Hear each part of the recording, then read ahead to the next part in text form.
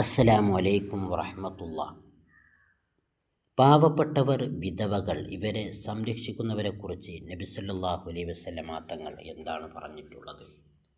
നബി സല്ലല്ലാഹു അലൈഹി വസല്ലമ തങ്ങൾ പറഞ്ഞു, വിധവയുടെയും പാവങ്ങളുടെയും ക്ഷേമത്തിന് വേണ്ടി പ്രവർത്തിക്കുന്നവൻ അള്ളാഹുവിൻ്റെ മാർഗത്തിൽ യുദ്ധം ചെയ്യുന്നവരെ പോലെയും പകൽ നോമ്പനുഷ്ഠിക്കുകയും രാത്രി നമസ്കരിക്കുകയും ചെയ്യുന്നവനെ പോലെയുമാകുന്നു.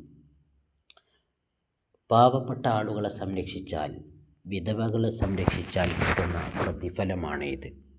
അള്ളാഹുവിൻ്റെ മാർഗത്തിൽ യുദ്ധം ചെയ്യുക, പകൽ മുഴുവൻ നോമ്പനുഷ്ഠിക്കുക, രാത്രി നിസ്കരിക്കുക, ഇവ ചെയ്താലുള്ള പ്രതിഫലമാണ് പാവപ്പെട്ടവരെ സംരക്ഷിച്ചാൽ കിട്ടുന്ന പ്രതിഫലം. അതുകൊണ്ട് തന്നെ പാവപ്പെട്ട ആളുകൾ, വിധവകൾ അവരെ സംരക്ഷിക്കേണ്ടതാണ്, സമൂഹത്തോട് ചേർത്ത് നിർത്തേണ്ടതാണ്. അസ്സലാമു അലൈക്കും.